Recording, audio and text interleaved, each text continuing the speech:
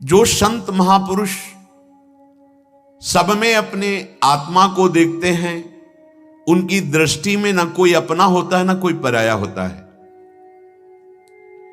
उन संतों का ना कोई मित्र होता है ना कोई शत्रु होता है, ना कोई उदासीन होता है। ऐसे संतों से जब विनयावनत होकर के बात पूछी जाती है तो फिर वो अधिकारी देखकर छुपाते नहीं है। अगर वो रहस्य की बात जानने का अधिकारी नहीं तो वो मौन धारण कर लेते हैं। उनका व्यवहार मित्रवत सबसे होता है, पर ममता किसी से नहीं होती। जो शरणागत हैं, जो विनयावनत हैं, जो अधिकारी हैं, हर बात वो अपने अनुभव की उनसे वो कह देते हैं। बाबा, संसारी आदमी बेसमझ से अनेकों प्रकार के ऐसे कर्म करते रहते हैं जिनका लक्ष्य होता है सुख, लेकिन भोगना पड़ता है दुख, क्योंकि वो बेसमझ हैं। अगर कोई भी कर्म किया जाए और समझ बूझ कर किया जाए और महापुरुषों से प्रमाणित हो तो उसका फल होगा सुख। यहां क्या किया जाता है? मनमानी किया जाता है, शास्त्र विरुद्ध किया जा सकता है, अपनी समझ के, तो उसका परिणाम होता है दुख। ये बेसमझ लोग करते हैं सुख के लिए कर्म और परिणाम में भोगते हैं दुख। इसलिए मेरी प्रार्थना है कि आप लोग ये कौन सा उत्सव मना रहे हैं, ये शास्त्र सम्मत है या लौकिक है, मैं जानना चाहता हूं। आपका पुत्र हूं, विनयावनत हूं। आप सब किस उत्सव की तैयारी कर रहे हैं, कृपा करके बताइए। बाबा ने कहा, बेटा हमारे भगवान है इंद्र। पर्जन्यो भगवान इंद्रो मेघास्तस्यात्ममूर्तयः ते विवर्षन्ति भूतानां प्रीणनं जीवनं पथः। लालाया, हमारे भगवान हैं इंद्र, ये मेघों के स्वामी हैं। मेघ इन्हीं की आज्ञा से वर्षा करते हैं। वर्षा से अन्न घास आदि प्रकट होती है।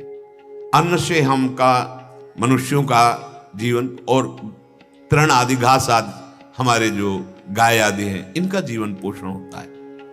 प्यारे पुत्र, संपूर्ण ब्रजवासी जन मेघपति भगवान की पूजा इन विविध पदार्थों से करने की तैयारी कर रहे हैं, क्योंकि मेघ भगवान इंद्र के अधीन हो। जब भगवान इंद्र प्रसन्न होंगे तो मेघों को आदेश करेंगे, वो वर्षा करेंगे और हम सबका प्राणियों का पोषण वर्षा के द्वारा अन्न घास आदि से।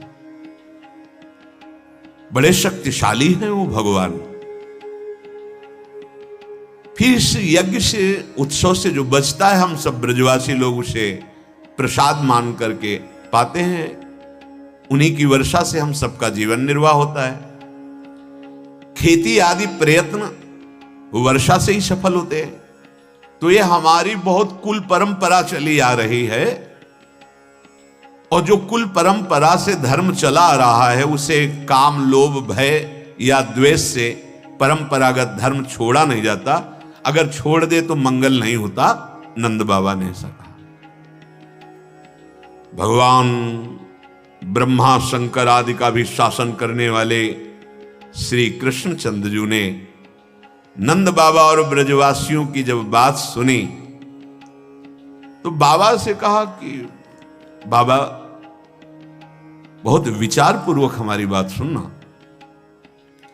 कर्मणा जायते जंतु कर्मणैव विलीयते, सुखम दुखम भयम क्षेमम कर्मणैवाभिपद्यते।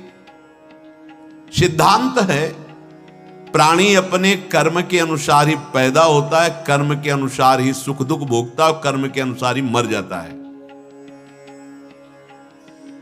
भय या अमंगल उसके कर्म का परिणाम होता है। यदि कर्मों को ही सब कुछ ना मानकर उनसे भिन्न किसी को फलदाता समझे तो वो फलदाता भी कर्म के अनुसार ही फल देता है। कर्म ना करने वालों पर उसका कोई प्रभाव नहीं चलता। सभी प्राणी अपने अपने कर्म का फल भोगते हैं। अवश्य में भोक्तव्यम कृतम कर्म शुभाशुभम। कर्तारम भजते सोपि न कर्तु प्रभुर्हिषः। तो भी किमिंद्रेणे भूतानाम श्वाश्वा कर्मानुवर्तिनाम अनीशे नान्यथा कर्तुम स्वभाव विहितम नृणाम। इंद्र के बीच में आप क्यों कि ये भगवान है, फलदाता है? प्रधानता तो कर्म की है। पिताजी, पूर्व कर्म जो हमने किए हैं उनका फल सुख दुख रूप से अभी आ रहा है। अभी जो हम कर्म करते हैं वो आगे फल मिलेगा। बिल्कुल पक्का सिद्धांत समझो। अभी हम भजन करना शुरू किया, हमें शारीरिक कष्ट मिल गया, विपत्ति आ गई, ये भजन का इससे कुछ लेना देना नहीं। ये पूर्व में जो आपने फसल बोई थी वो आई है। अब जो कर रहे हो बड़ा मंगल होगा आगे चल। लेकिन अज्ञानी जीव नहीं समझता। वो जब किसी धर्मात्मा महात्मा भगवत मार्ग में चलने वालों को पीड़ित देखता है ना, देखो ये भजन का फल, हमको कोई कष्ट नहीं है, कोई भजन वजन नहीं करते। हाँ, तुम्हें बहुत लंबी यात्रा करनी भाई, बहुत हिसाब किताब है, इसीलिए इनका हिसाब किताब खत्म हो रहा है। इनकी यात्रा पूर्ण हो गई है, अभी अपने घर जाने वाले हैं। अर्थात समस्त संचित कर्म भस्म, क्रियमाण निष्फल, प्रारब्ध का भोग, जीवन मुक्त। कर्म फल को अपने प्रयास से बदला नहीं जा सकता, जिससे शरीर की रचना है। एक है ताकत भजन की, पर अगर उससे कर्म फल को बदलने में लगा दिया तो शरीर तो मरेगा ही एक न एक दिन। फिर आपको लाभ क्या मिला? भजन। भजन का फल है शरीर राग हट जाए, जो प्रारब्ध दुख सुख आवे गंभीर होकर भोग लो, नया शरीर ही ना मिले, प्रभु के पास चले, जीवन मुक्त हो जाए। तो जो खूब भजन करता है तो ये समझ आ जाती है, तो उस अपने प्रारब्ध को आदर सहित भोग लेता है। उसे मिटाने की सामर्थ्य है भजन में, ऐसा नहीं कि नहीं है।